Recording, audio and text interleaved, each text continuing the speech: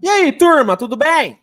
Pessoal, vamos dar sequência à nossa cobertura da rodada de Natal, falando sobre o maior clássico do basquete mundial, cara. Hoje tivemos Boston Celtics e Los Angeles Lakers. Esse jogo foi disputado em Los Angeles, lá na Crypto.com Arena, mas mesmo jogando fora de casa, o Celtics conseguiu uma grande vitória por 126-115, num jogo onde a coletividade do Celtics acabou sendo determinante para o resultado. O Celtics coletivamente deu aula hoje. Deu aula. Nesse vídeo, vou falar sobre o jogo, contar um pouquinho da história do jogo para vocês, obviamente dando a minha opinião em cima, porque não podem faltar os meus pitacos, não é mesmo?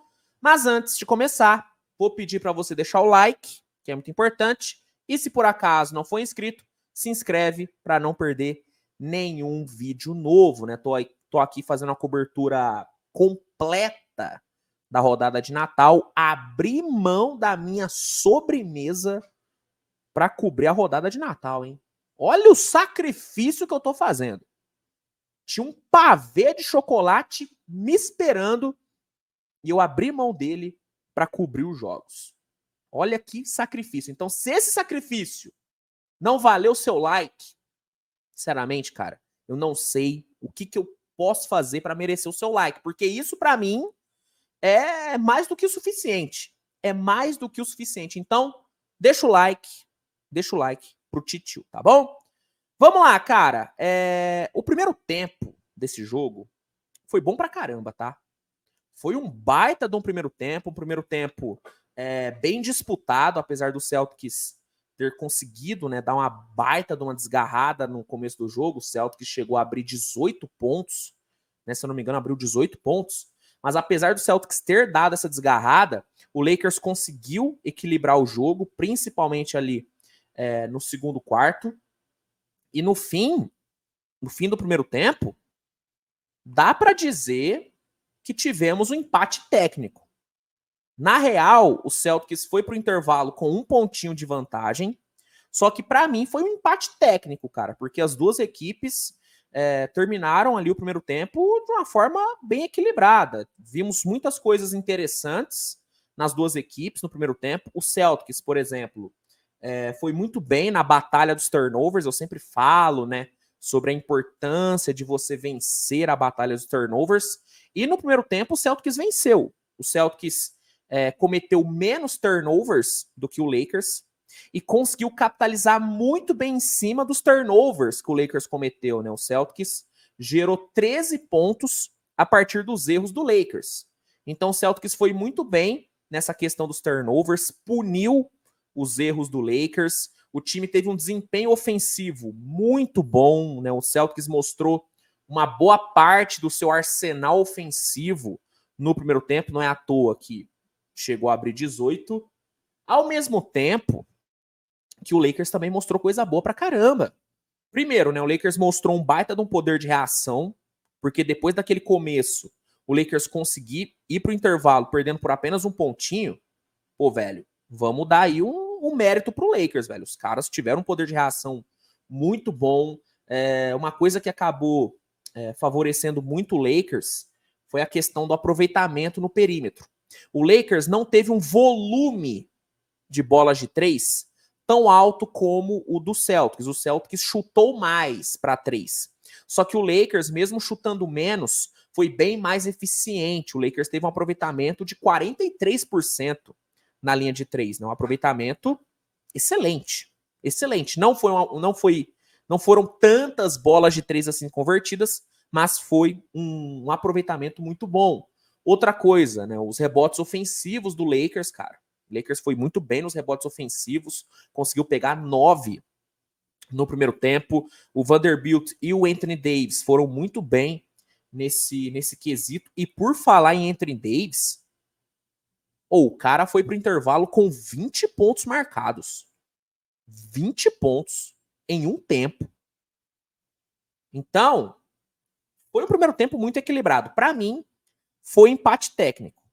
foi empate técnico. Agora, na volta do intervalo, aí não dá para dizer que vimos um jogo equilibrado, porque o Celtics, assim, deu show no segundo tempo. Deu show.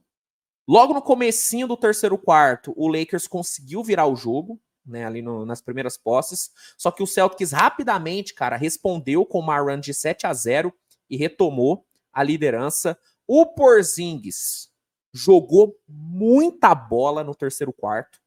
Na boa, velho, o que o Porzingis fez no terceiro quarto foi impressionante. Foi impressionante. Impactou de todas as formas possíveis, conseguiu um baita de um toco ali no terceiro quarto. Se eu não me engano, foi em cima do LeBron esse toco. Acho que foi em cima do LeBron. Né? Ofensivamente, deu muita opção pro Celtics.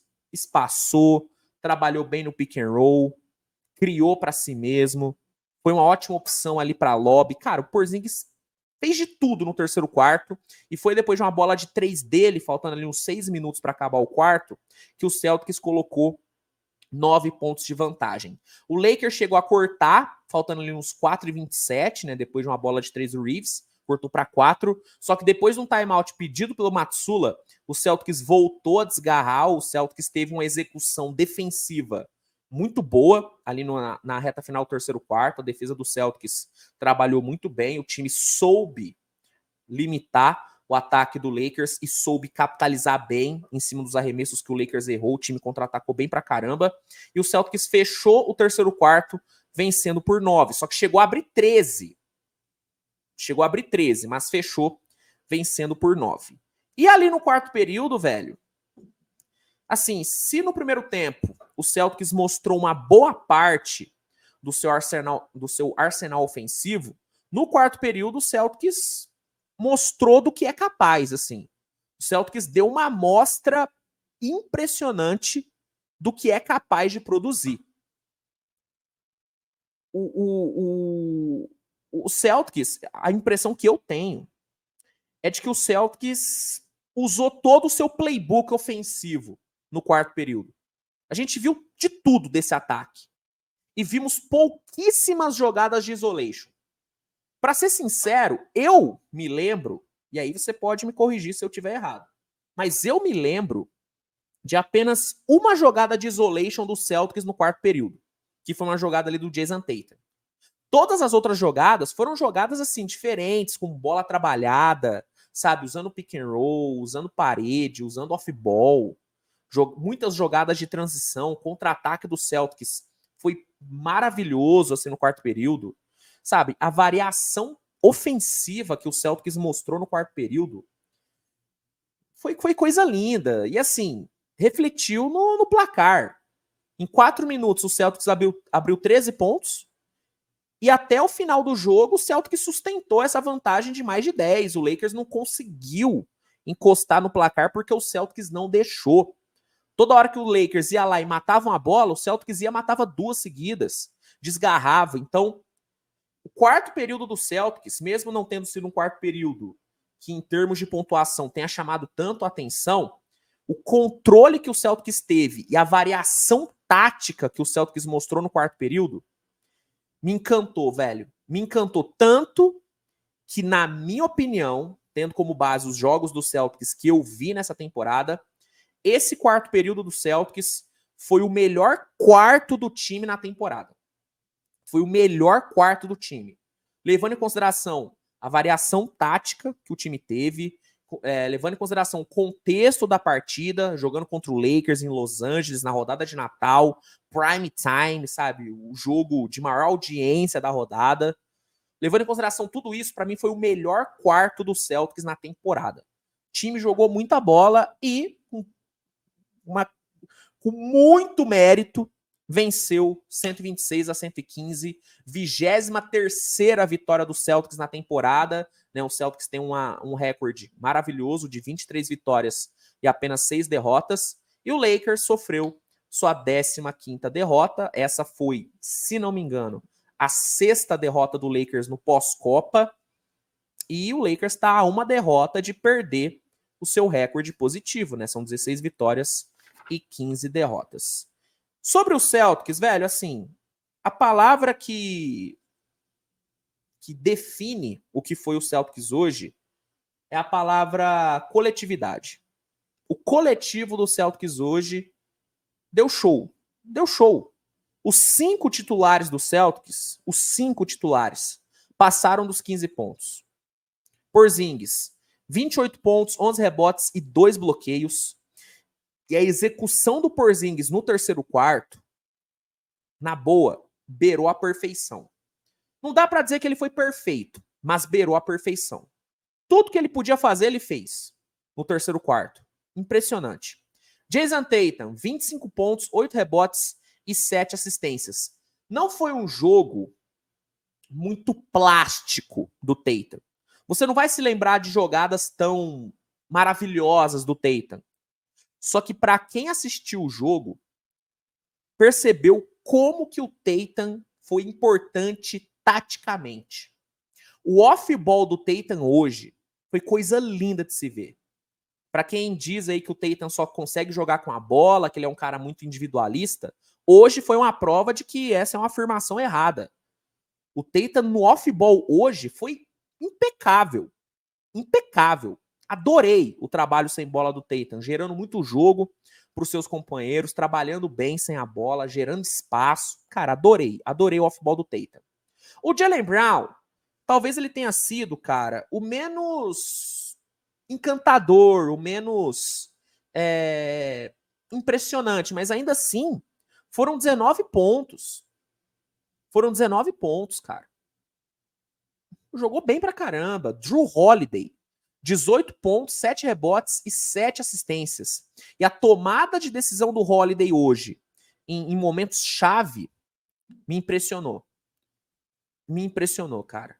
É muito legal ver como que o Holiday sempre toma a decisão certa em momentos decisivos.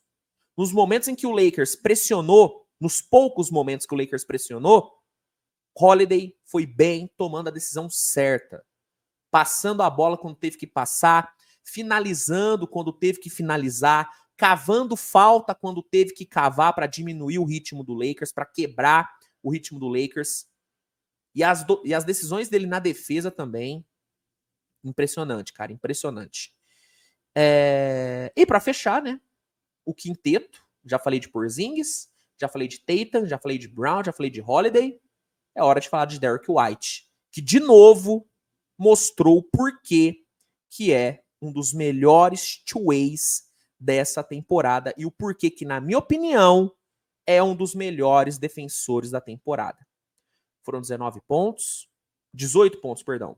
Foram 18 pontos, foram 11 assistências e 2 steals, 2 blocks e um caminhão de big plays defensivas. O que esse cara defendeu hoje, o que esse cara impactou na defesa hoje, foi uma enormidade. E a forma como ele consegue equilibrar o seu impacto defensivo e o seu impacto ofensivo me faz acreditar que ele é, no mínimo, um dos 5, 6 melhores two-ways da temporada. Um dos 5 melhores. Um dos 5 melhores, com certeza, ele tá. Né? Two-ways, pra quem não sabe, são os jogadores que são muito bons tanto na defesa como no ataque. E nessa temporada, o Derrick White tem sido um dos melhores, né, nessa questão de ser two-way. Pra mim, ele é um dos melhores two-ways da temporada. Jogando muita bola o Derrick White, cara. Jogando muita bola. Impressionante, cara. Impressionante, impressionante. E eu vou falar uma coisa, se você aí, né, tá pensando em dar um voto cult aí no All-Star, né, um voto alternativo, um voto diferente, vou falar, vota no Derrick White. Vota no Derrick White. Se você quiser fazer o que fizeram ali com o Andrew Wiggins, quando ele foi All-Star, quer colocar um cara diferente, né, um cara que ninguém espera, coloca o Derrick White. Porque o moleque é muito bom. O moleque é muito bom. Eu não vou votar nele porque, né, pô, tem que ser coerente. Eu tenho que ser coerente. Agora, galera que não precisa ser coerente, vota no Derrick White. Porque o moleque tá jogando demais, cara. Moleque, né? O cara é careca já. E eu chamando ele de moleque. Fala moleque, força do hábito. Força do hábito. O homem, o Karekovski, Derek White, tá jogando muito. Tá jogando muito. Assim, só pra fechar, né, o assunto Celtics, eu tenho que falar um pouquinho sobre o Lakers também, senão a torcida do Lakers vai ficar maluca comigo. Eu falei, cara, depois da derrota pro Warriors, que o Celtics precisava dar uma resposta. Né, que o Celtics precisava exorcizar alguns demônios, né, exorcizar alguns dos seus fantasmas, e o Celtics respondeu. Depois da derrota para o Warriors, aquela derrota vexatória, pela forma que foi, pipocada monstruosa, o Celtics conseguiu 2 vitórias extremamente dominantes contra Kings e Clippers, e detalhe, jogando fora de casa, dominou os dois, e hoje venceu o Lakers em Los Angeles, sabe, prime time na rodada de Natal. E venceu bem, uma vitória muito convincente. Não vou dizer que foi uma vitória dominante, porque o Celtics deu brecha para o Lakers, só que o Lakers não soube aproveitar, mas foi uma vitória convincente. E o segundo tempo do Celtics foi coisa linda de se ver. O Celtics respondeu, meu amigo. O Celtics respondeu. E, para encerrar, só um número que eu acho que é importante. Nessa temporada, quando o Celtics teve esse quinteto disponível, o Celtics venceu 15 dos 16 jogos que disputou com esse quinteto. White, Holiday, Tatum, Brown e Porzingis. Quando o Celtics teve esse quinteto disponível, venceu 15 dos 16 jogos. O que só deixa claro que esse quinteto do Celtics é um dos, se não o melhor quinteto dessa temporada. Para mim, é entre esse quinteto do Celtics, e o quinteto do Denver. Para mim, são os 2 melhores quintetos da NBA hoje.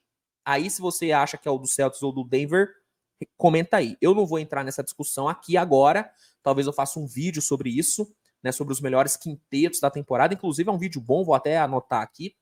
Mas o do Celtics, com certeza, tá no topo.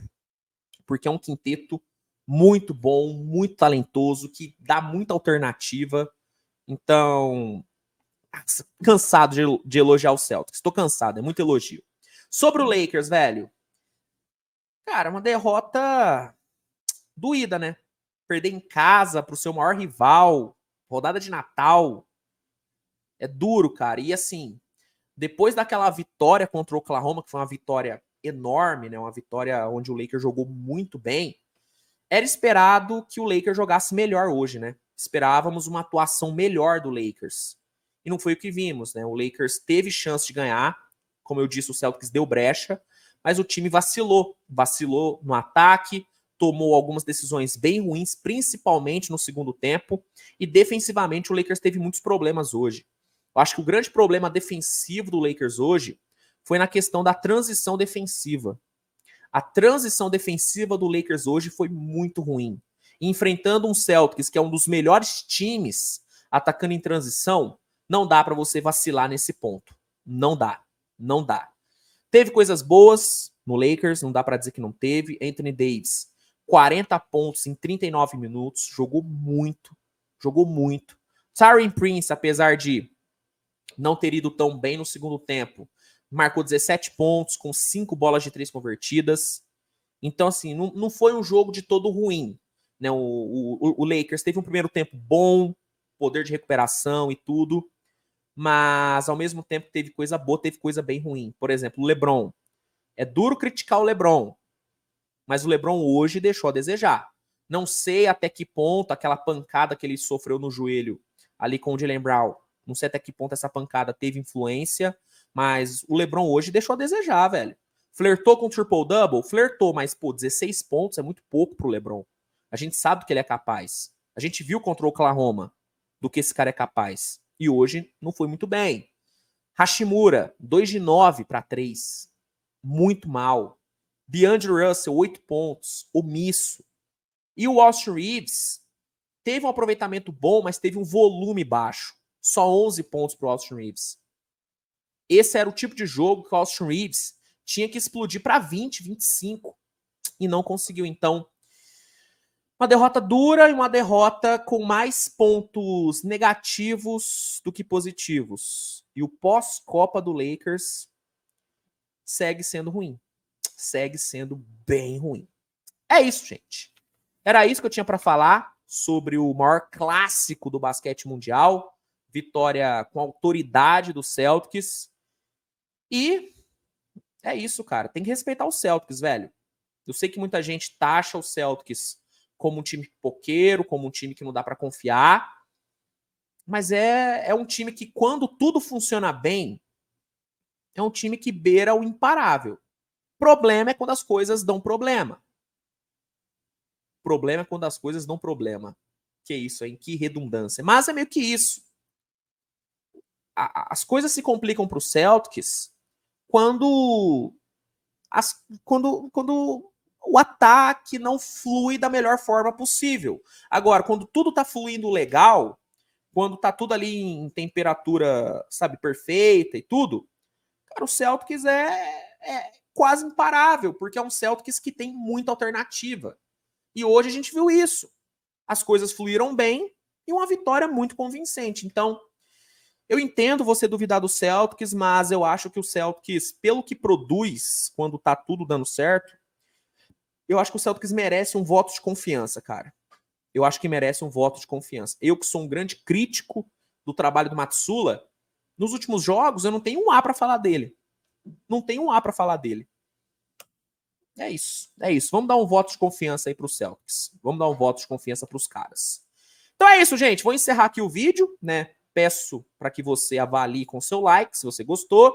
Se inscreva no canal, se por acaso não for inscrito, né? Eu vou fazer a cobertura dos últimos jogos ainda da rodada de Natal, então tem muita coisa para sair no canal ainda. E durante todo o restante do ano e durante todo o próximo ano também, a cobertura aqui do canal vai ser maciça, né? Então, se inscreve para não perder. Se você não quiser perder nenhum jogo dessa temporada, recomendo que você assine o NBA League Pass, que é a melhor plataforma de streaming de jogos da liga. Então, recomendo forte que você tenha o League Pass, porque aí você assiste quantos jogos você quiser. E usando o link que está no primeiro comentário fixado, você consegue o League Pass com desconto e com um período de 7 dias gratuitos. Então, fica aí a dica do titio. E é isso, gente. Tamo junto, grande abraço e nos vemos mais tarde com mais conteúdo. Tchau, tchau.